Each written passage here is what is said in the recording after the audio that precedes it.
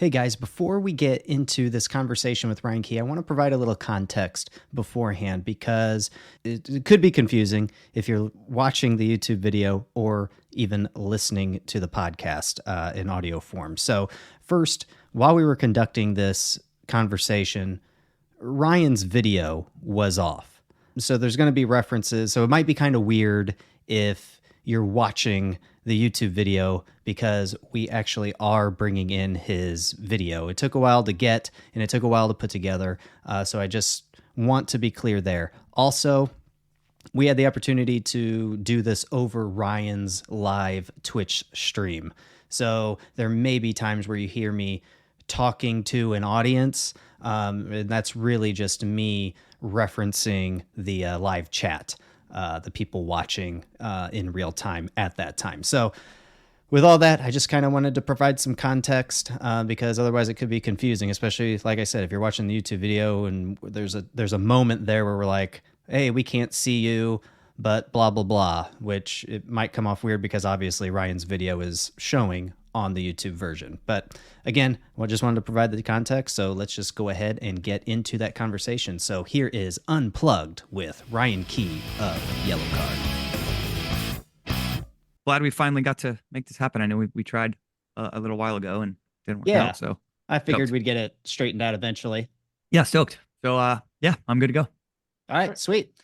All right, yeah, Ryan, seriously, thanks for having us do this. I feel like this is, like I said, a great opportunity to be with your fans. You know, your fans are the type of audience that, you know, we talk to week after week. Should I go ahead and do like an intro, like to let You them do whatever know? you need to do for the pod. Yeah. Okay. Every like most everybody who's here in my Twitch chat knows that we're doing the interview and I'm hanging with you guys. So All right. Well, Yeah, I'll they're just totally judging you throughout this intro. So just think about that.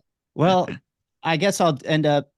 Okay, we'll just go in like we normally do. So, what's up, everybody? Welcome to Unplugged with Tyler Winters and John Pierman. I'm Tyler Winters. John Pierman is over there.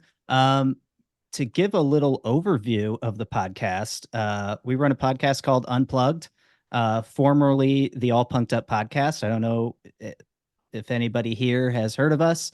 We've been All Punked Up has been around since 2016. I started that as a music news site that sort of caters to, you know, the emo pop punk scene, that sort of thing. The podcast started in 2020, along with all the other podcasts in the world when the pandemic hit. John and I have since changed it used to go by the All Punked Up podcast, but we've since changed the name to Unplugged because we didn't want to really be pigeonholed with the term punk. And, you know, the podcast has kind of grown. John and I are into other types of music, although we do kind of still hold on to the alternative side of music. But we felt like a new name would allow us to do more with the podcast, have different types of guests on, that sort of thing. So since 2020, we've had a number of awesome guests on the pod. We talk about news from around the scene.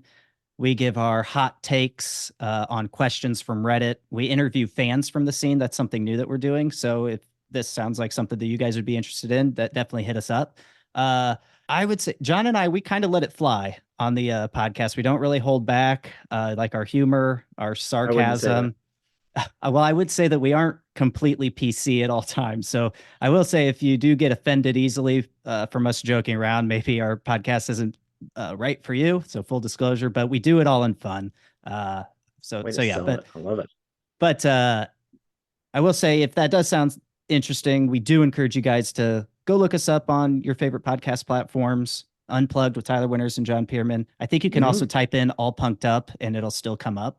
But yeah, so that's pretty much the overview.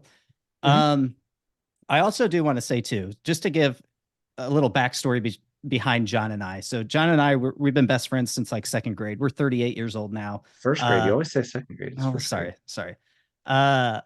We started a band in eighth grade. It was the year 2000.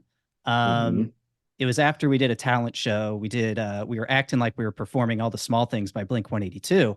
And we got a huge reception from our friends and family that were there. And for me at that time, I was like, guys, we have the guys that I was doing this with, John and our friend Ryan, different Ryan. I was like, guys, yeah.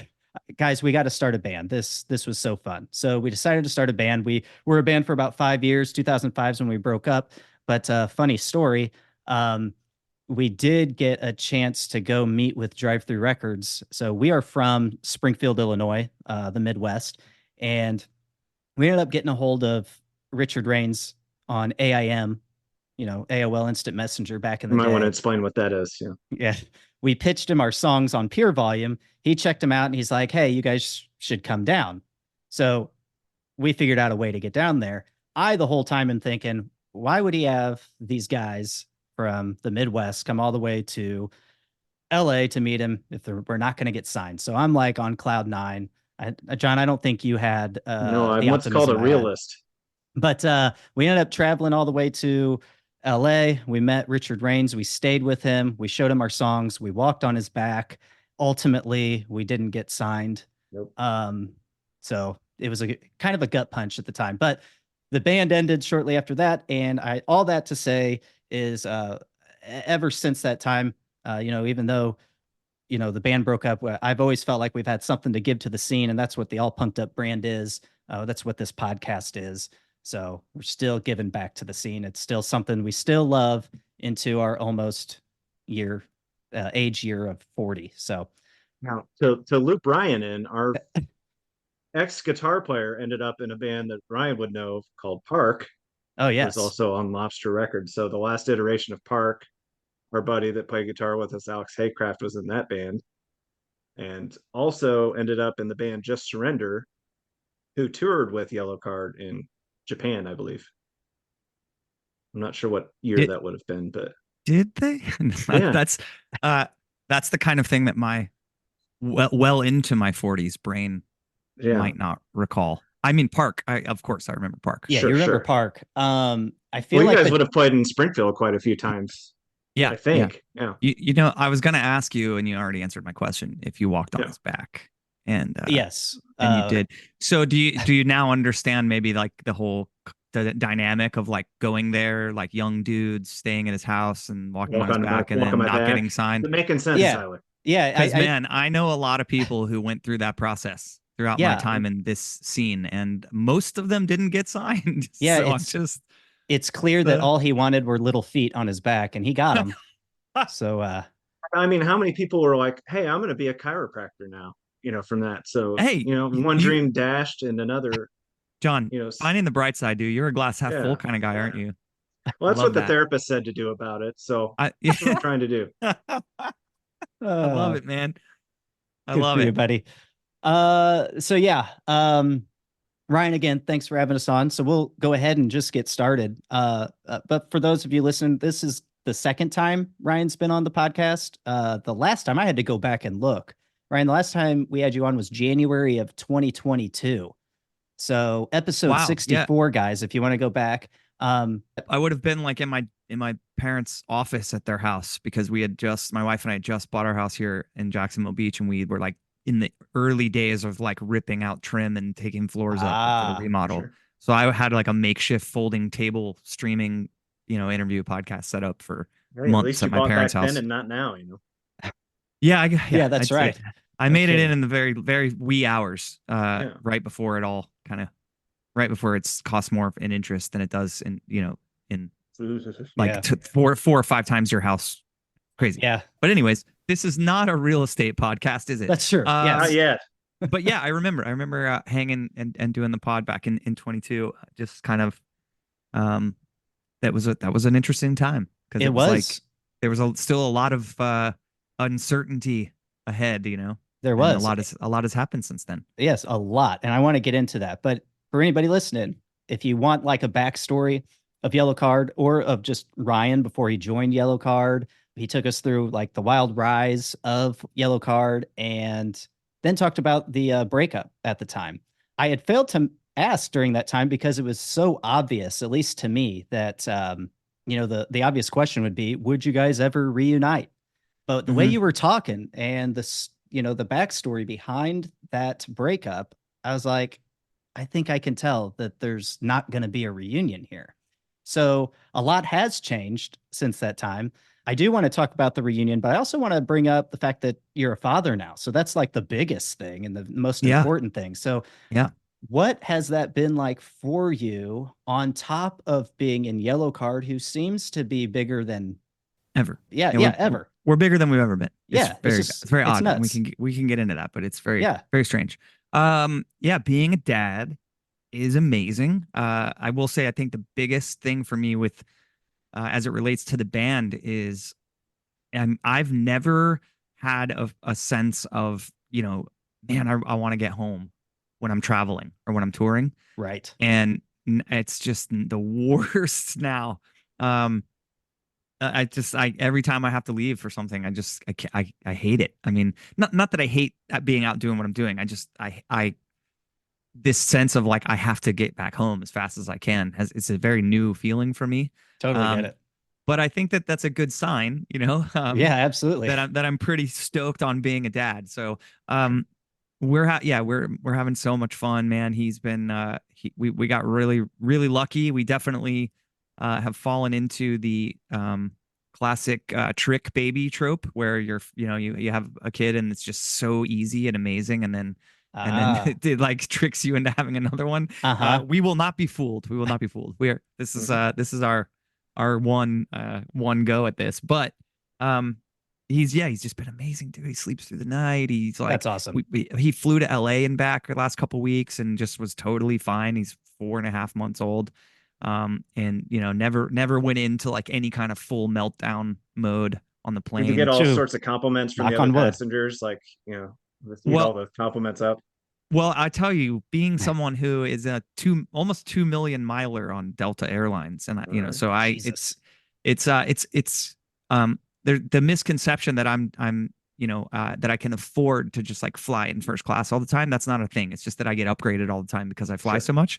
Uh, Being the guy in first class who, when someone comes on with a baby, is like, "Ugh," and now being the guy with the baby, that's an adjustment period you have to go through. Yep. Okay. And so I was a proud father, I gotta say, like getting through the flight and like not feeling like we were inconveniencing anyone else. Uh-huh. Yeah, no I was blowouts really or proud of anything my like boy. that. I was proud of my boy. So you don't um, want to blow out in 30,000 no feet. blowouts, No. no Yeah. no blowouts. It was awesome, dude. First trip, with him, it was awesome, and They say I that's yeah, what's actually knocked the door out of that Boeing flight was a an baby infant had a blowout. blowout. Yeah, it blew the door out. Too soon, bro. Yeah. Um, Uh, I love being a dad, and I can't even fathom how I'm going to handle being gone for 8 weeks this summer. yeah, dude, that's gonna Um, be tough. it is going to be really tough. Because I can imagine I have two kids of my own, 11 and 9. But I do remember, we took my son on a plane ride and he did absolutely awesome, just like your boy. And Yep. right at the end, as it takes for once you land, it takes forever to get off. Well, we're all parked there where everybody's standing up waiting to get their luggage and whatnot. And somebody turns to us and goes, your son was just an angel on this flight. And I swear, 10 seconds later, he is crying the rest of the way. Everybody Hmm. can't get off fast enough. Yeah, But thanks a lot, lady. yeah. We got stuck on the tarmac in Atlanta, connecting back home here to Jacksonville, and not stuck, but like it was just taking a while, and it was late. The flight out west was early in the morning, so it was a lot easier than the one home because it was like pretty late at night by the time we were getting back, and so they just wouldn't turn the lights off. I was like, "Can you Oh, please?" You know what I mean? We're like trying to get yeah. him chill, and but I said or mentioned earlier, like he never went to full blown meltdown mode. He was fussy A and little like kind of like fussy. fidgety, but like, man, we are podcasting dads. Listen to what are we even talking about? Yeah. It's a music podcast, right? Right. What kind Well, of diapers you guys use? Um, Oh, they're yeah, emo. it's awesome though. That's the bottom line. It's awesome. We're having so much fun. He's the best, and I can't wait to, just stay on the doing this adventure. It's awesome. right. Absolutely. And speaking of podcasts, you're still doing Thank the Maker, I see. How's that Yep. going for you? Really good. I have to play hooky all the time because Yellowcard's so busy, which Mhm. bums me out. But We won't we've been tell him. having a really good time over the last couple months with the Bad Batch the final season of the Bad Batch. Whenever we have constant new content like that, it's when we're kind of, when things are the best for the Yeah, podcast, because we're right. not like searching for topics and content. So it looks like, going forward here, we got a lot. We're gonna have a lot to talk about. The end of the Bad Batch, Tales of the Empire, the Acolytes coming up. It's lots of cool stuff. So we're having a blast. We're kind of opening up like new opportunities all the time. We just got asked to do something really cool next year, which I can't unveil yet, but oh, I can we, guess. we might get to be interviewing some like high level security clearance Star Wars people. Yes. So we'll see. But it's been really fun. The thing with Thank the Maker is it's just such a it's hanging out with your friends, talking about something you love. And I mean, you guys relate to that doing this podcast. Yeah, absolutely. It's, not something that's making me a living. It's not something that I'm doing for money. It's just because I love Star Wars. If you can't, it's fun. Well, you guys actually, you can't see me, so you can't, you literally can't tell. You can't see the studio. We can't tell. But I'm imagining you're wearing a stormtrooper helmet right now, right? I am. Yeah, I knew it. It has a mic mounted inside. That's why I still sound so clear. I will say that was one of the few cool things about Richard Rains' house was all the Star Wars shit that he had. But well, we never went there to walk on his back, so I wouldn't know. Well, but that would have definitely been club. A way to like lure me in, to like. You want to put the suit on, Ryan? Get a little creepy with me, John, that is so creepy. You want to put the suit on?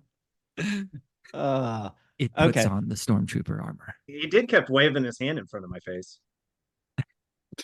Just kind of would do this a lot. I don't know what it was about. But. You will walk on my back. I didn't get into Star Wars the last time we talked. You and Bailey, he was the co-host last time. So John's been with the podcast for like over, a year and a half, 2 years now? Year and a half now, yeah. Okay. Mm-hmm. But you and Bailey nerded out over Star Wars, and I was just kind of sitting there, just kind of taking it in. But since that time, my son, he had gotten into Star Wars, and so I got into Star Wars too, because he was watching it, and we binged all the episodes. But one of the coolest things, and I know that you can relate to this, is Disney's Star Wars area is amazing, and so we went to that. That was a blast. Definitely recommend. Any Star Wars nerd should definitely go check that out. Even if you're not a Star Wars nerd, you should check it out. Looks fun. I mean, living 2 hours away from Orlando, it's a regular thing. We're down there like once a month. My wife and I have annual passes to Disney, so we're down there all the time. And they talk, with your kid, they talk about like make sure you don't wish away the time that you have right now. You know what I mean? Like don't get too pumped about what's ahead. And I'm doing a pretty good job at that. But every time we go to Galaxy's Edge, I'm like, I can't wait to build a lightsaber with this kid. Right. Yeah. We did all that too. We'll get there. But yeah, definitely, dude. Just enjoy your time, because this is probably it sounds like you've got it pretty easy, but this is usually the times that are like toughest, because you want to be able to do those other things with them, but you just can't. But still take it in, because now like I got 11 and 9-year-old, and my wife and I look back at pictures, or if something on Facebook pops up, an old memory, and I'm like, nope. Can't look at it. Can't do it. Yeah. Not gonna do it. I love this time, man. I think people that do have a harder time with a newborn, I know it can be really challenging, but we just got so lucky with his temperament that I'm so stoked. I don't want this time to be over. Like he's just now starting to like lean out and reach out for me and stuff when I come in the room, and it's just like, not that he's gonna stop doing that. He's just gonna not do it in the sort of like helpless newborn way that he does it now. Right. It's awesome, dude. I was a pretty hard no on kids actually before I met my wife.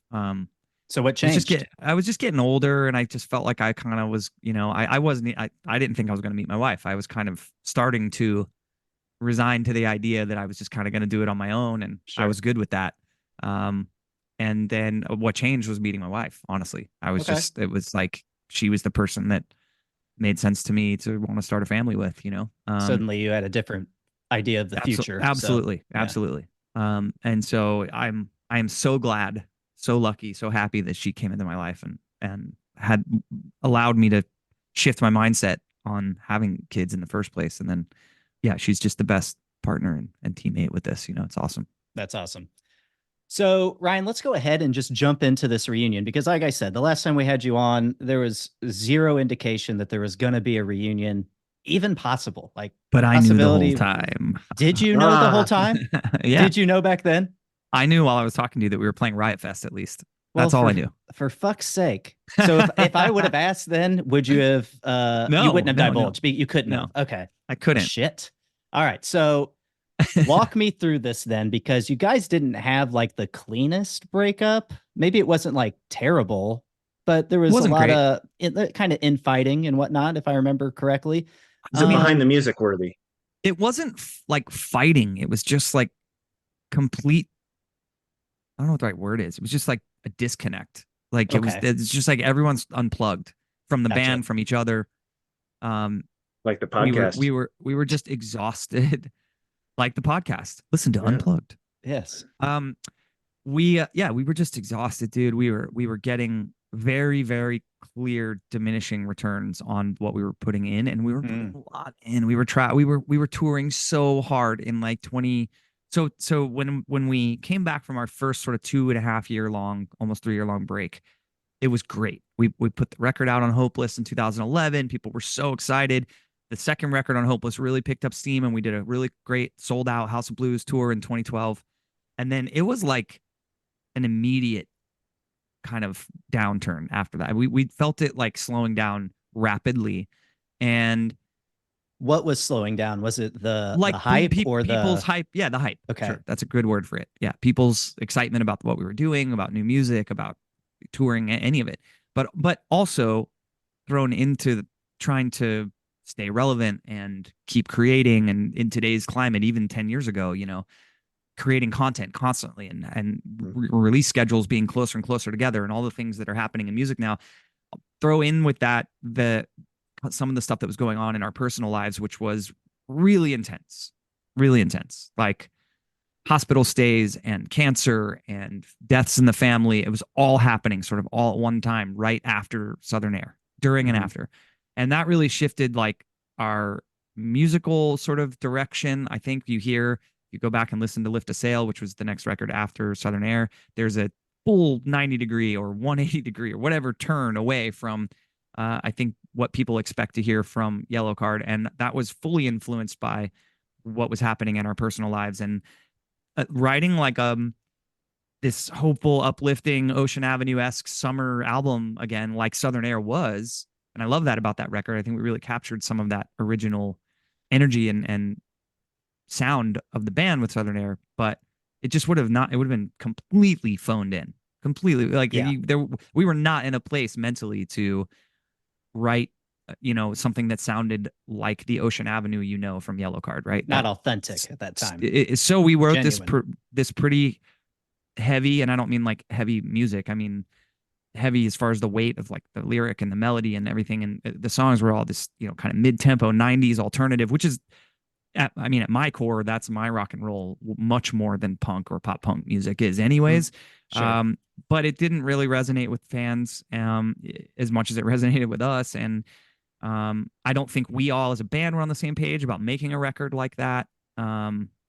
It just started then. Around then, we also at that time we'd left Hopeless Records and signed to Razor and Tie Records. And the reason we did that is because our manager at the time had a friend who was coming into Razor and Tie to completely clean house and revamp and the image of the label and the kind of bands they were signing. They wanted to do some more pop and pop rock type stuff because they had been more of a heavy rock label. And they had this whole radio plan, and Yellowcard's coming back, and we're gonna make a rock record for Razor and Tie that's gonna work at rock radio, And before we even went in the studio, the the guy that was gonna sign the band and be the new head of A&R and take us in, and A&R the band personally, which is huge. When the head of an A&R department is A&Ring a band personally, that's a big deal. He never even took the job. He ended up leaving, and he sent a really nice message saying, "I hope you guys understand. I have to do what's best for my family, and I just got this huge opportunity to go work for." I think he went to work for Disney, in some fashion. And so, anyways, we didn't have that, so that was like, oh, cool. So then we literally were just on this label with no one. We didn't know anyone. No one really cared about the record. It was weird. And that was the beginning. That was the beginning of, I think, us sort of starting to drift apart creatively, personally. And then the following, the following couple of years touring, 14, 15, just some half full rooms. We're not used to that, and we're gone 9 months, like 9.5 months, both years. We were doing so much international touring. We were playing just every festival everywhere, and it was just it was costing more than we were making to go Right. overseas. And it just really came to a point where it was like, what are we doing? What are Yeah. we doing here? I personally, I didn't see like breaking up the band coming. I knew things were bad.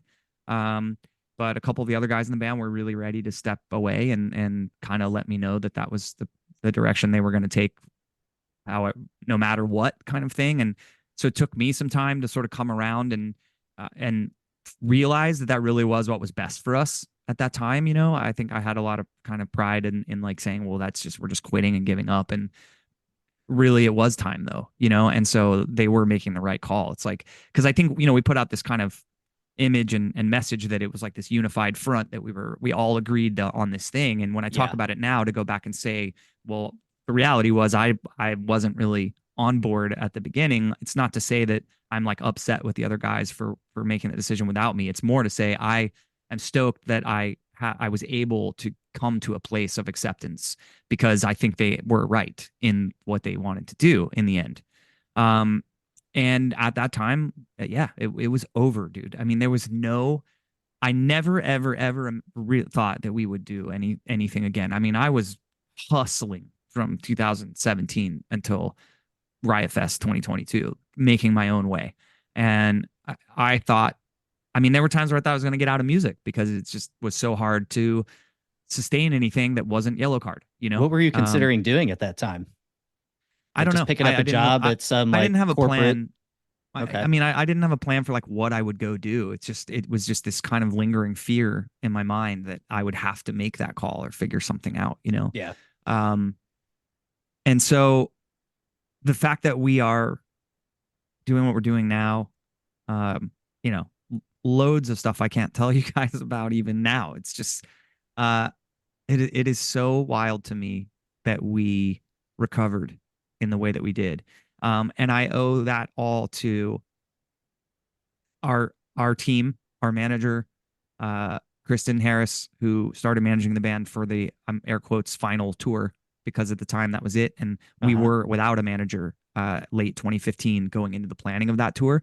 So we took interviews with a few different people, and Kristen manages Newfound Glory and Bayside and other bands, and so we knew her, and she came very highly recommended, and she's a legend, and she's just become a family member, a part of the band. She's like That's a right. band member. And so I her our booking agent, Corey Christopher Martin. She's been our agent since 2001. We had the same booking agent our entire career. It's a very rare thing in the music business to work with someone for that long. That's not in the band. And to the fans of the band. I mean, that's like the holy trinity of Yellowcard that brought us back to where we are. Because clearly people were still there and still excited about the band. And for whatever the reason was, that through the mid 2010s, people sort of lost interest, and support kind of fell. Numbers dropped. It was really obvious that we weren't going to sustain making a living at the level that we wanted to or needed to provide for family. At the time that we decided to break up, Sean had 2 kids already. It was like it was getting real. Life was getting real, and there was just being gone for the amount of time we were gone, for the amount of money we were making, was certainly not worth it for Sean, at the very least. I know that. I think I can speak for him and say that. Like, he's like, dude, what am I doing? I'm away from my kids for 9 months. We're making less money every year. And so coming back to this now, it's like it doesn't matter why to me. Like I'm not concerned with like where were you, fans? Like it doesn't matter. Everything we went through, the falling out we all kind of had, makes us stronger now. I mean, it Yeah. really does. Like there's such a conscious effort in the band to like maintain our relationships and be conscious of everyone's um, needs and emotions, and not just kind of steamroll each other because we've known each other for 2 decades and know how to push each other's buttons like siblings. Right. Um, there's clear moments for me where I'm like, I can feel this sort of like bubbling up. You know, lead singer Ryan's about to freak out about something, and I just take a beat and I let that pass, because nothing I could want for the band that is like my opinion or like I think has to be my way is important enough to jeopardize the relationships within the band ever again, you know? Yeah, And that's my responsibility. Like we all have our own responsibilities, but mine is to not let my Sure. reactivity get the best of me like it used to, and make sure that I'm conscious of what everybody else in the room needs from me. And that's not overreacting and not losing my temper and not being so headstrong about one small idea that it ruins the vibe of everything. You know, sure.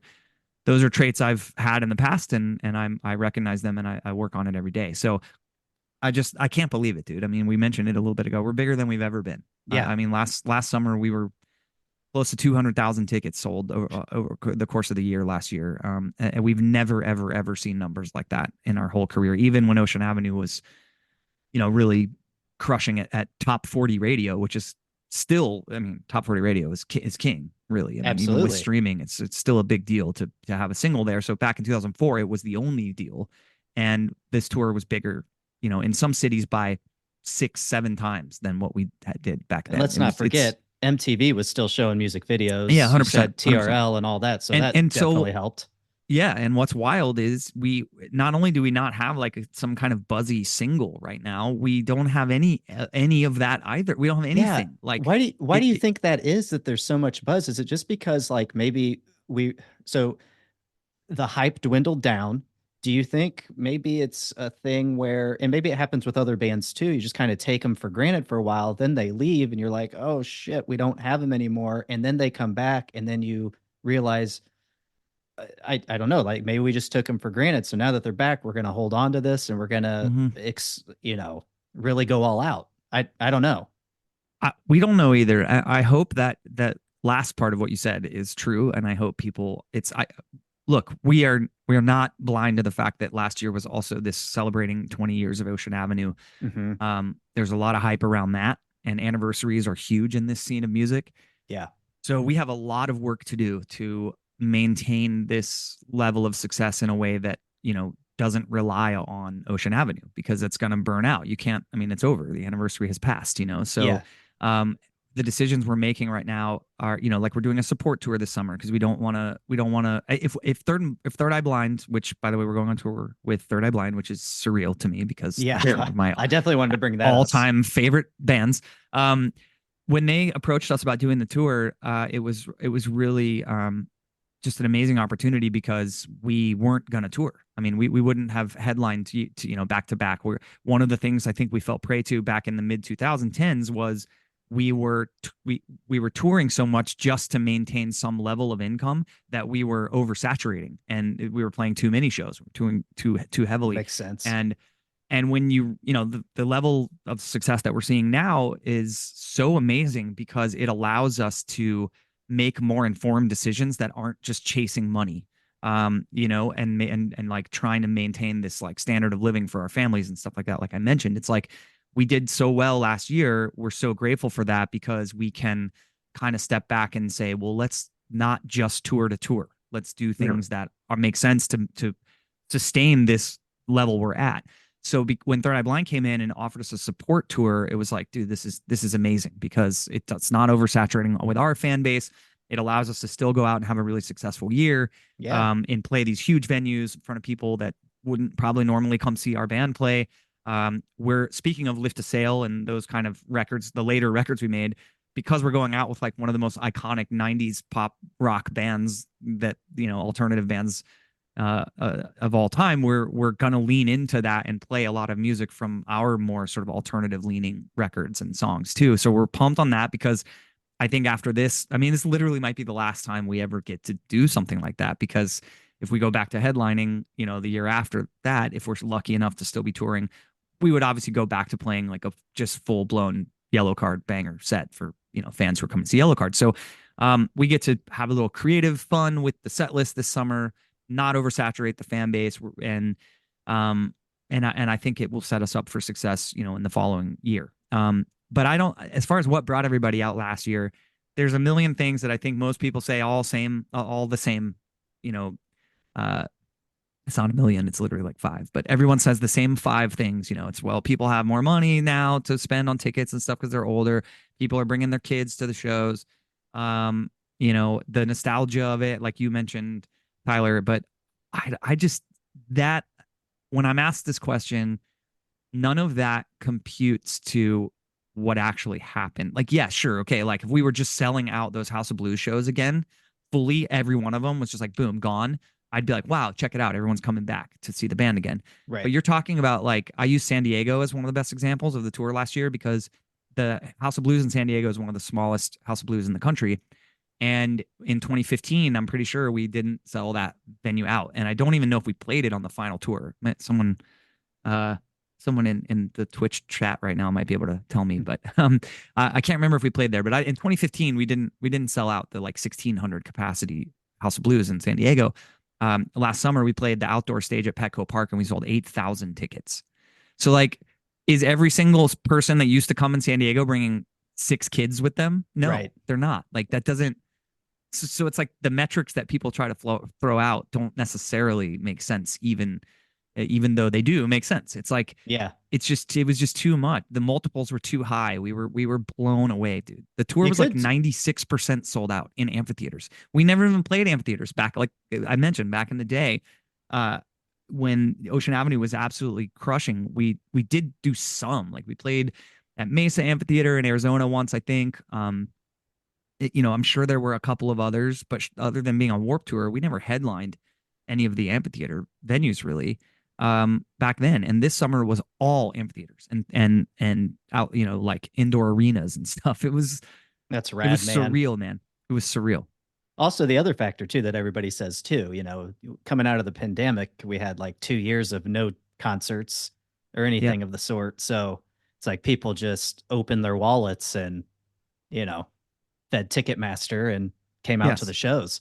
Yes. So, I mean, So you got to hope though, like you said, that that it's a genuine sort of rebirth of the band and people are not just like if we put a tour up for sale in 2025, that's not the 20 years of Ocean Avenue mhm, tour. Are people going to see that show flyer or whatever and say, I'm just I'm just gonna go see Yellowcard, like no matter what they play or what they right, do, you right. know? And so some of that may hang in the balance as far as new music goes. We don't have any concrete plans as I'm speaking to you. Truly, we don't. As I'm keeping a lot of secrets from you, but we truly don't have Mhm. a concrete plan for making any new music right now. So if we move forward with that, which I'm sure we will, there Well, there we go. are You we guys are heard it we here first. are we going to get out of sort of the cycle we were in the 2010s where the new music was just very unimportant to people, you know? And I think a lot of bands in this scene can fall victim to that because people just want to relive this moment in time, Sure. where we all just surged in the early 2000s. And I get it. I get it. Like I said, I still listen to, if I'm listening to music with lyrics, which I very rarely do, but if I do, I'm listening to Radiohead or Nirvana or Third Eye Blind, my 90s band. Like that's my rock, that's my music. So I understand the mentality because I have it myself. So if we're going to make new music, can we write something, find the right team to get a song out that reignites the fan base around music that, oh well, I want to go see the band because I want to hear that song live. Sure. We haven't had that in a long time. So, if you were to write a new record, I think I already know the answer based on you being a fan of the 90s and grunge and alternative and all Mm. that.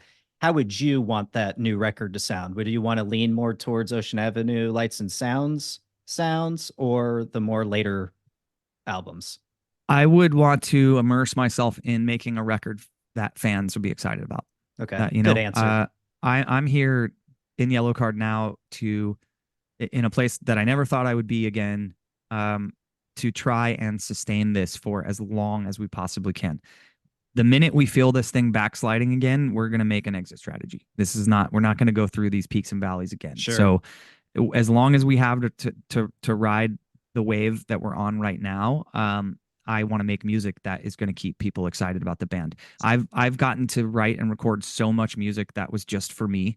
Not only in Yellowcard, which the last couple Yellowcard records were very much that, but post Yellowcard, I started making music pretty quickly of my own that lives no, it doesn't live in the space that Yellowcard lives in whatsoever. It was really a creative departure for me and a place I wanted to go musically on my own. And so I I believe that I can Are we invest talking about myself. Jeddah here?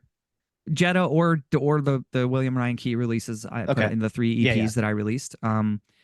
I think that I can with Yellowcard, put that hat on and invest myself creatively in making a record that's super fun to make. Will it be like as um deeply rooted creatively um as making some my own music that like I made post Yellowcard? Maybe not, because I'm 40, almost 45 years old, and I am not in. It's not 2003, and I'm not writing songs about leaving home and breaking up with my first girlfriend anymore, which Sure. is why that record was so huge. Yeah. Um, but can I enjoy the adventure of like trying to tap into that stuff and make just a ripping pop punk record that people are excited to hear? That sounds sick. That sounds fun, and I want like writing my own music. It's not always fun because it's that shit is dark and it's heavy, and I'm it's the creative process of making that music is it's just different because it's like I'm trying to prove stuff. I think that I can do it on my own, and it's a really challenging process. Whereas with Yellowcard, especially now more than ever, I just want to have fun. Yeah. Yellowcard is supposed to be fun, like we love playing live. We love the high energy nature of our shows, and I think we have a moment in time here to really capture fans, hearts again with music that they're excited to hear from us, and I'm excited to do that for them because we wouldn't be coming off the back of a tour as successful as last summer without them, and I want to keep doing that. So like if making music that gets people stoked allows me and the band to keep touring at that level, that's what I want to do. Right on. And I agree, man. Fun is everything, and it doesn't matter in whatever you do for a job. Like if you're not in a band, just any type of job. If you're not having fun, what's the point? Yeah. So Yeah. I mean, that was I the totally that agree. that was to back full circle to sort of what we just, the beginning of this conversation. That's why we quit. It Yeah. just was not fun anymore. If there's no joy, it's what's the point? Yep. Yeah. It was not fun at the end, and it's so fun now. And I mean, that's just that I'm like, it's that black and white for me. It's like that basic. Like just right now, it is so fun. If it starts to be not fun again, we're all no one's holding that in to themselves anymore. As far as like, I'm not having fun, and I'm not going to tell anyone because I don't. We are all on the same page of like, if you're feeling something, if this is starting to like not work out or work for you or your family or whatever, let's have a conversation. Mhm. And so those conversations aren't happening, but when the time comes, if they need to, I feel like it will be a much more mutually agreed upon, level-headed decision to say, okay, what's our exit strategy this time? Because we had an amazing run, and nobody wants to go back down into the valley we were in 2015, Sure. So, Yeah, absolutely. um, but there's no signs that that's happening anytime soon right now. You can tell us that. That's one thing you can tell us. There you go.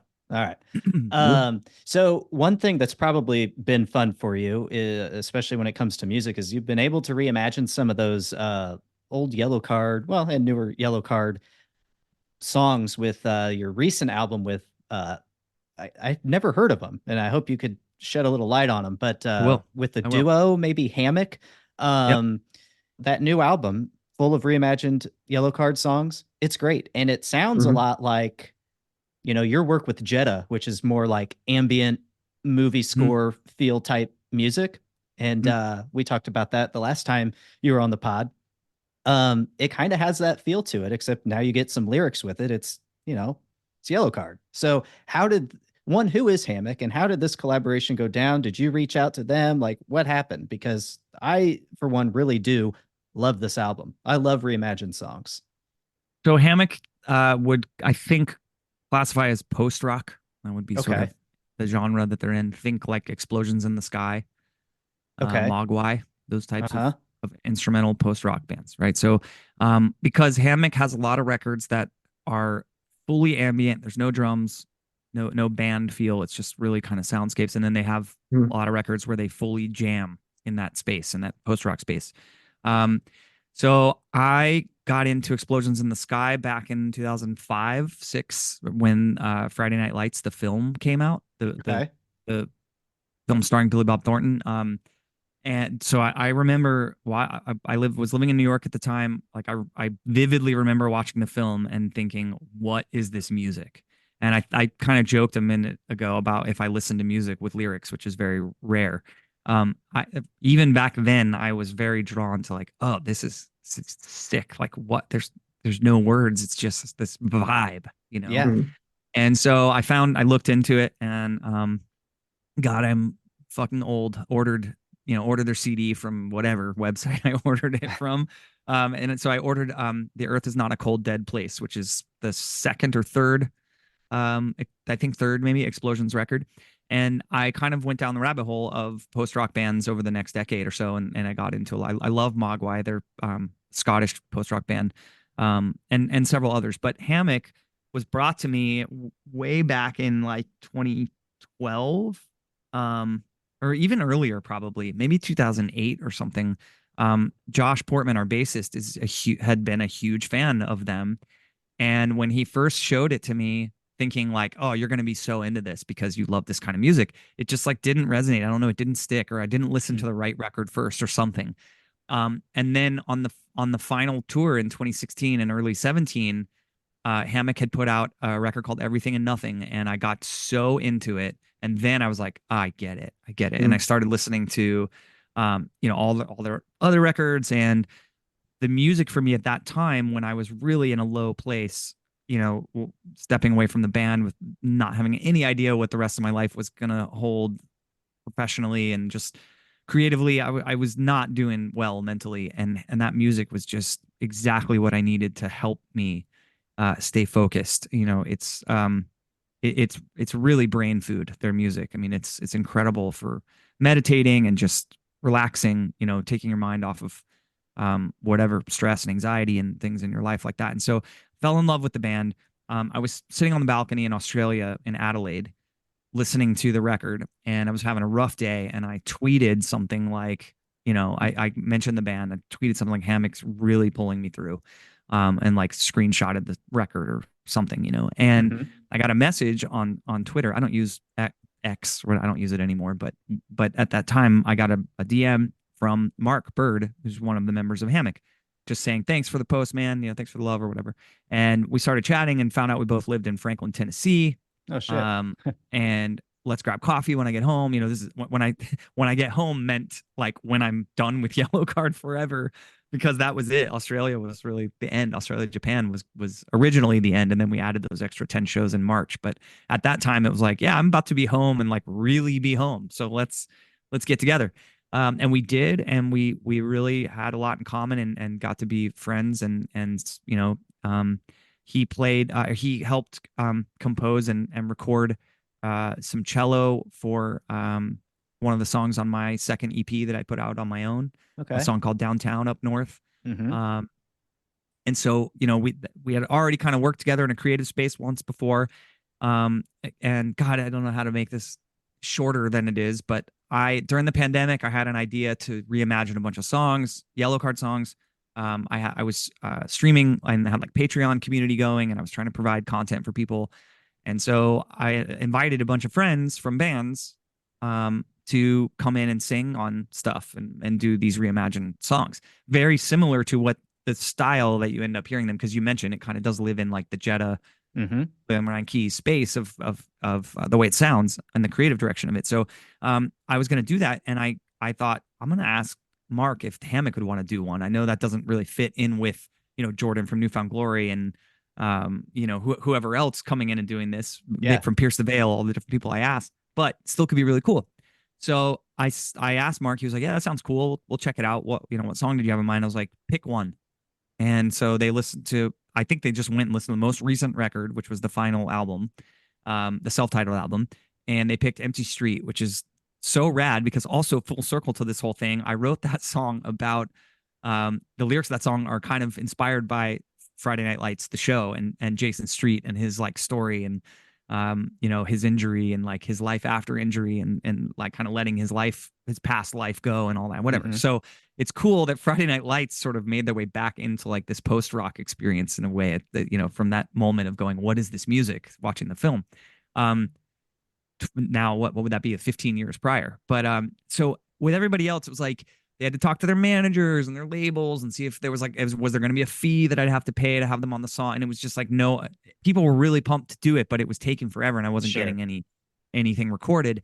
Hammock just sent me a song. They were just like, here's Empty Street, done by Hammock. And I was like, I mean, it's one of my favorite tracks on A Hopeful Sign, which is now the album. They went back and added real drums to it and more strings and stuff. But at the time, the version they sent me, I was just blown away. I was like hearing one of your favorite bands, you know, cover your song. It was surreal.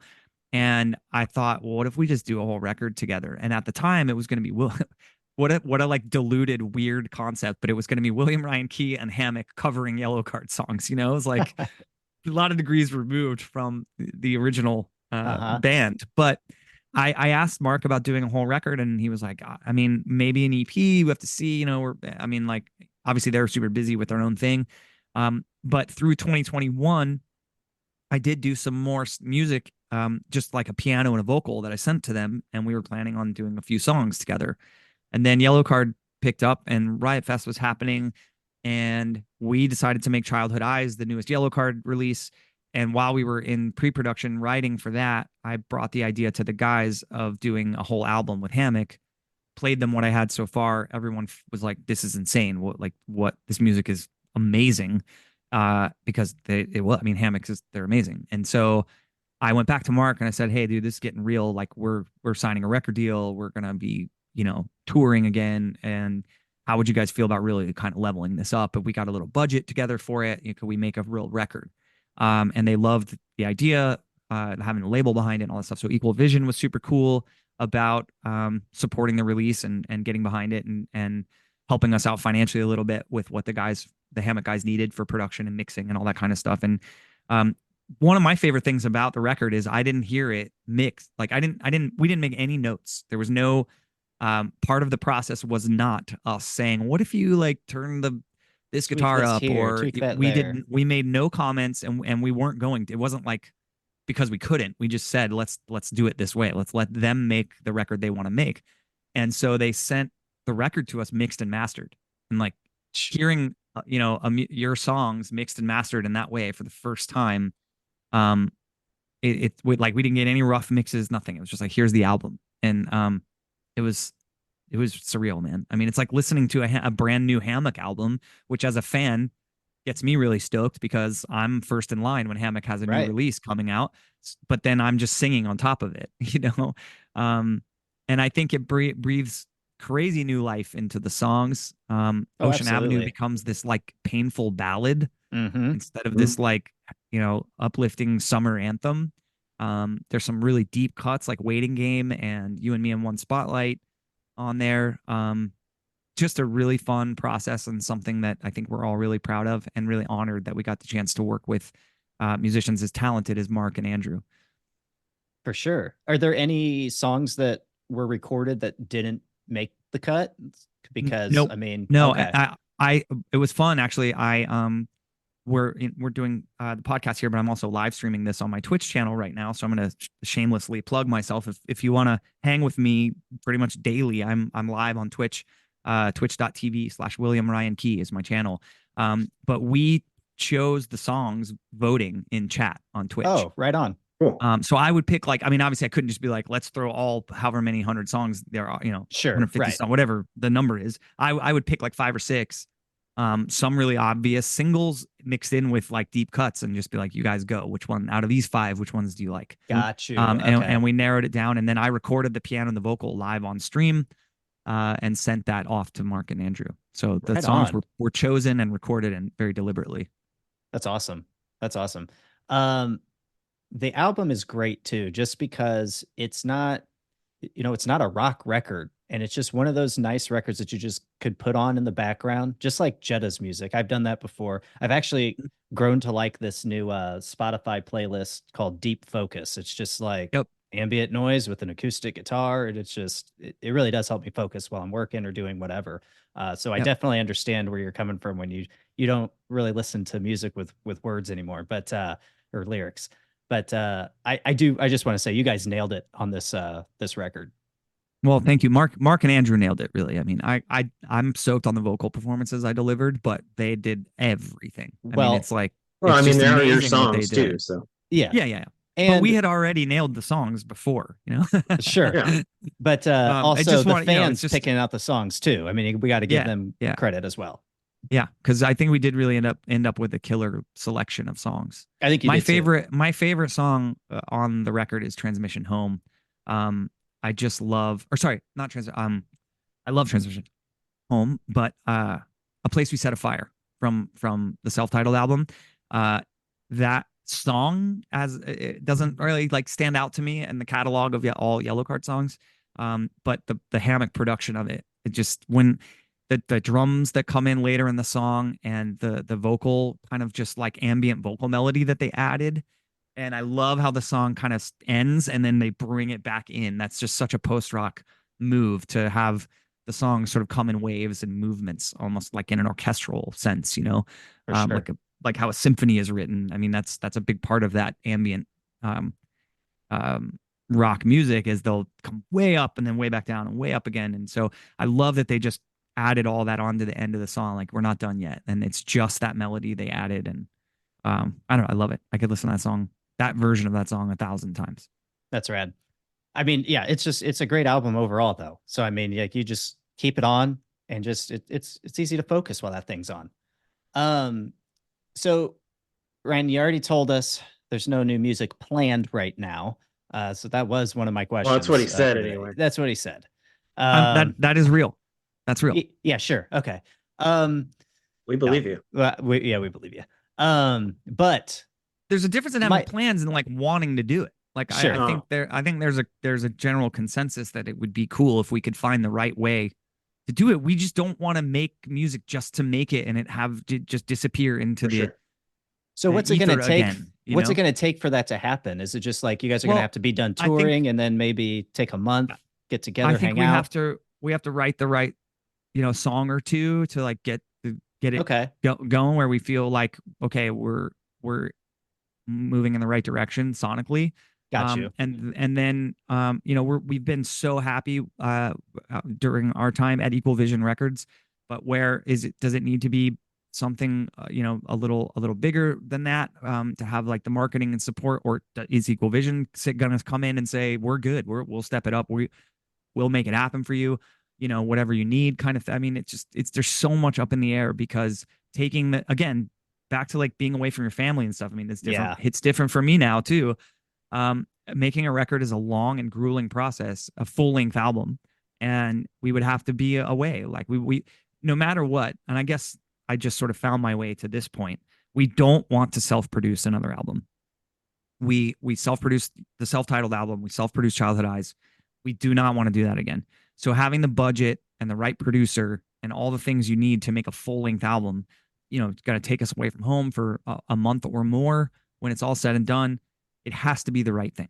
You know, back to kind of what I was talking about, how we're just very Explosions in the Sky reference, Clear Eyes, Full Hearts, making freaking decisions like, or sorry, that's a Friday Night Lights record reference. I mean, but making decisions like with very clear eyes, like we're like not gonna just do it to do it because it just wouldn't serve a purpose if it doesn't make sense. So there's a lot up in the air as far as what would make sense for us to do another full length album. I'm confident we will figure it out, but we don't have anything right now that is like anywhere near concrete. So Doesn't mean you couldn't do a live album. I mean, Yeah, I mean, you are going on tour. I mean, that would be cool. It'd be cool if we had recorded all of our shows last summer. Wink, wink. Oh, okay. But there we go. Same thing though. We don't want to, dude. Honestly, we did. We recorded all the songs, but I'm not. There's no spoiler here. Nothing I'm hiding from you. We don't want to self-produce that shit. So no one's gonna send me 30 show files from last summer, and I'm gonna sit here for 2 months, you know, cleaning them up and making. I'm not doing that. So Yeah. We just don't have anything planned. There's not. We're just focused on the summer right now on the tour. Let's not even talk about new music. I would just love a live album first, for sure. I think that would tide us all over. Yeah. Yeah, Yeah, exactly. we've never done one. I think that would be really cool, but someone's got to say, "Hey, we want to put that out," and we'll hire an engineer and someone to go through and Is is do all the anyone work. from is anyone from Equal Vision in the chat? Because let's make this Matthew, happen. let's make it happen. Do it. Okay, so let's say you do end up making a record, or maybe just one-off singles here and there. Collabs seem to be a big deal. Would there be anybody that you would want to collab with? If you could have one artist to collaborate with, who would you choose? Man, one artist. I mean, Well, okay, fine. we got to collaborate with Answer it Pierce how the you Veil. will. We got to collaborate with Pierce the Veil on Childhood Eyes, and that was amazing. Vic came out and sang with us in summer 2016. We did the Alternative Press Music Awards, and he came out, and that was kind of the first time we had ever really met in person. And it's funny because at Oh, that really? time when we met them, I had always thought that they were like a lot younger than us for some reason, and they're not. We're like basically we're almost the same age, and Vic and I stayed in touch and became pretty good friends. As friends in the music business who live in Yeah. different states across the country can be. We became buds, um and he, I had hit him up about I think we really reconnected in 2020 when I reached out to him about doing this kind of reimagining of the songs. He was one of the artists that I talked to about doing that with. And then we really kind of stayed in touch. And when they put out their last record, which I'm really stoked for them because I think they got to do what we tried to do with a Lift to Sail. They got to make a record that was wildly different than anything they'd done before, and they leaned so hard into their like '90s kid roots. Is that the And Jaws of Life or whatever? Is that the yes, name of it? yes, Okay. and the record just hit. People just love it. Oh, I Crushed love their that. radio. And so I messaged him the day of the release and was just like, man, funny. I think I said something like, I don't ever listen to music with lyrics, but this record rips. So stoked for you. And so that led to us doing the EP together, or the song on the EP together. But I don't know, man. I mean, like, are you like moonshotting for Dave Grohl or Chris Martin? No, Like, you know who I think would be really cool, and I bet you could actually get him because he is a fan of the scene. But mhm. Post Malone, I think he would I sound I really would not. interesting with Yellow I Card. wouldn't be mad at that. I wouldn't be mad at that. Yeah, I'm He just also throwing it out there. he plays Magic the Gathering, so we're down. We're cool. Ah, We're cool. Um, yeah, I don't know, man. That's such a hard question because it's like it's could be someone that I've like known my whole life as a music fan, or it could be someone current that like would help the band crush Sure. on a single or Yeah, something. Um, so I don't know. I think we got to write some songs that we are really excited about before we consider who might also be singing on them. makes sense. Makes sense. All right, Ryan, that's all I really have, man. We don't want to keep you too long. John, I don't know if you have anything that you want to ask that we didn't get to that maybe I I don't skipped think over. so. I want to know his favorite Radiohead album, but Oh, Probably the Bends. okay, that was gonna Probably be the my Bends. guess. Yeah.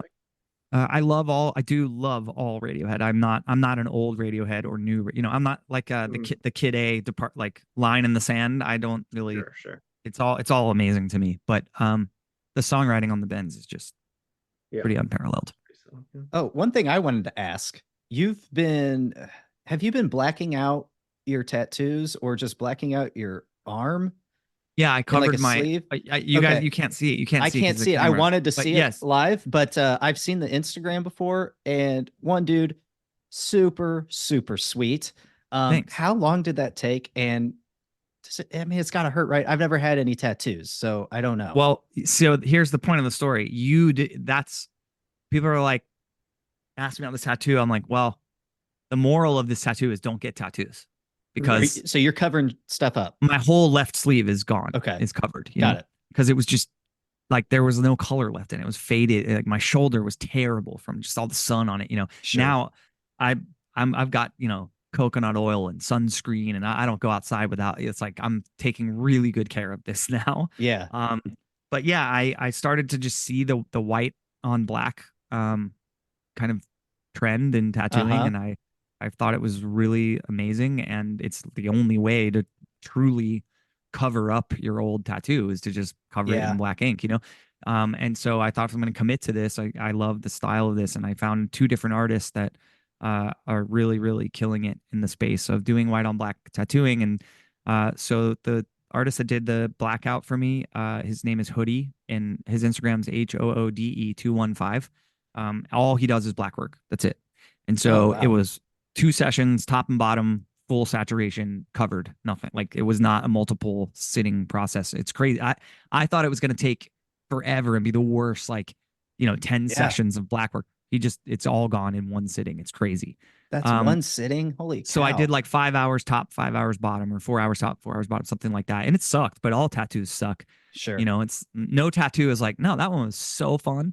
Um, Was it so once sitting I up had the or laying down or? I mean a little bit of both, depending on like Okay. where he was on my arm, but I imagine that under the here's got to be the yeah, it sucks. worst. It sucks. The thing about the black work though is using a really, really wide gauge needle. Uh, So you're covering a lot of territory with each yeah. pass, and so it's not quite as actually as gnarly as like getting in and filling little spaces and doing line Mhm. work and stuff, which just Yeah. takes forever and ever. Um, so when it healed up, I lived with it kind of just being solid blacked out for a while, and I saw a post from an artist in Denver who is named Clinton Lee.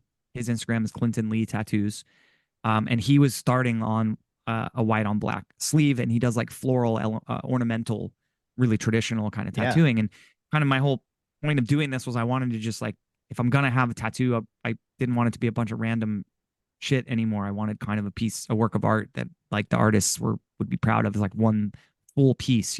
Yeah. And so I got in with Clint, and we're through like 3 passes of white ink. But it is something that if you can, you want to keep going back and doing more and more of the white ink, because it just Okay. pops more every time. Sure. Just And building on so top of it. yeah, so I've got, I don't know, probably 3 or 4 sessions left to go before I would say I'm like Gotcha. done forever. Gotcha. Um, but yeah, it's been a journey, that's for sure. Yeah. I mean, it looks sweet. I mean, well done. Thank you, sir. Or at least finding those guys. So well done to those guys. Yeah. John, you have a tattoo. Yeah, but I'm keeping it. You're not gonna black it out. You should I don't share think it. that's You should necessary. share where Well, it's at and what it is. I have a Simpsons character tattooed on my right buttock. Nice. Was this Mhm. like just walking down the strip in Vegas and you ducked into a shop, or was it No, a I bet, or almost was it I did have a Vegas trip after that, and I was gonna let my buddies pick whatever they wanted, and I was gonna do it on the other cheek, but thankfully, mm-hmm. never happened. No, it was just somebody dared me when I was 18 that I wouldn't do it, so I just went and did it. Oh, Yeah. okay. That tracks. Yeah, I mean, I didn't get yep, dared, but I had a lot of like 18 to 21-year-old tattoos that I was yeah, like, for sure. what is that? You can't even see it anymore. It's all just a blob of ink, Yeah, I forget it's there. Yeah, Yeah, I can't that couldn't have remember. been very fun to heal up. it wasn't that bad.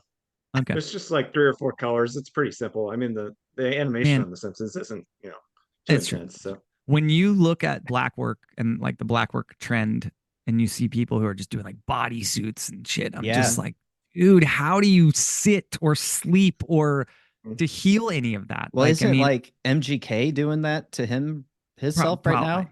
I think Sure. so. But like healing a tattoo is a pretty intense process. And so I'm also covering and redoing all of the tattoos on my right arm as well, because they're just kind of old and fading. And I've become friends with one of the guys who does like kind of, I call it like Comic-Con style tattooing, Star Wars and Marvel and DC and everything. He's just incredible color portrait, realism style artist. So, anyways, his name is Paul Marino, and his Instagram is Paul Marino Tattoo. So I'm doing my right arm, and when I do like the single pieces, like here's Luke Skywalker's face, you can put that like taxiderm, or like the second skin kind of stuff over that, and it seals it up, and you peel it off 5 days later, and it never scabbed, nothing. It's just healed. It's amazing. Nice. Wish I would have had that back in the day, but when you do the huge amounts of black work, you can't do that because it's just too much ink like pouring out of your arm all this. You have to do the traditional kind of like, just saran wrap and tape and aquaphor and let it heal up. And it's terrible. It's just sludging off of you. I had to wrap my arm in towels and sheets every night. It was awful. But I'm thinking like, dude, if I did my whole back or like both of my ass cheeks solid black, you can't sit down. If you sit down, you're gonna fuck up the tattoo. Like it's not gonna right, heal I'm not right. going to do it now. I I was just thinking about it, I don't but know. Just I blacking mean, out dude, both I'm ass not telling you cheeks. how to live your life. You can sleep on your that's stomach. true. I That's just true. can't. I'm more of I a can't side imagine. sleeper. I can't imagine healing that much stuff. But Yeah. yeah, moral of the story is, John, don't get Yeah. tattooed. All Yeah, right. think Well, before you do it. I'm glad Just I think a little bit chose longer. the right path. I And think nobody ever guesses which Simpsons character it is on the first guess either. So Oh yeah, go ahead, Ryan. Take a guess. Mm. What Simpsons character do you think is on John's? Is it right butt cheek? I want it to be Marge. cheek. I want just like big blue hair, like all the way up your ass Nope, cheek. nope. It's Okay. not a. I wouldn't call it a major character. Then and who is it? It's a youth. Who is it? Ralph Wiggum. Oh, it tastes like burning. Yeah, there you go. Yeah, it's my favorite. That was pretty good. Thanks. Super Yeah. Nintendo Chalmers. Yeah. It's and Ralph Wiggum's picking his nose, right? Yep. Yeah. Mhm. Yeah, it's a good one. Right. Well, we're this is I don't think you can show full ass cheek on Twitch, so that's okay. They can just unfortunately, imagine. sorry, chat. Join John's wish it was a OnlyFans. tramp stamp so I could show them, but it's just not. Tramp stamp. That'd be awesome. All right, Ryan. I think this is a good place to end it. Is there anything that we didn't hit on that maybe we should know about? Anything like that? We didn't get like super into it, and it's fine. I'm gonna run and pick up my kiddo here in a minute, but we're touring with Third Eye Blind this summer, so you can go to you know what? A friend of mine who takes care of all of our social media and does an amazing job. She's gonna kill me because I'm like, what is our website right now? I think it's yellowcardband.com now. It used to be yellowcardrock.com, but I think it's yellowcardband. It's yellowcardband.com. Yeah, yellowcardband.com. Yes. All right. That's so like that's what was available. So it's like my first website.com, Yeah. Yellowcardband.com. Yellowcard.geocities.com. Yes, head there. And there's shows tab and come out and see us this summer because like I said, we're supporting Third Eye Blind, so we're gonna need you to get out to the shows earlier, so there's some butts in seats for us, and also we're gonna be playing some deep cuts. The set list is wild. Big shout out to everyone in Yellowcard for indulging me in this idea to play all of our 90s songs on tour. Absolutely. Let's go. So we're really pumped for the summer. I think the shows are gonna be amazing, and I get to watch Third Eye Blind every night, which is surreal to me. Yeah, so. Lucky you. John, it looks like they're coming to Maryland Heights on June 29th. So we should hit that up. Yes. If you don't got anything. We'll see you there. Yep, we'll be there. Hit up the casino afterward. Oh boy. All right, we'll do it. Oh, win that ticket money back, Oh, that's true. Win that tattoo money back. Is what free ride, yeah. All right, Ryan. Again, thanks, man, for having us do this. It really was a blast. It's always a pleasure talking with you and, getting the backstories behind the things. It's always interesting. Yeah, man. Thank you guys for having me. Thank cheers. You. Sorry, my camera was off. I'm just the Wizard of Oz this whole interview, but no, it's all good. I just thought it was a close up of the tattoo. Yeah, the whole time. Yeah. All right, guys. Thank you. All right. Thanks, guys. Cheers. Peace.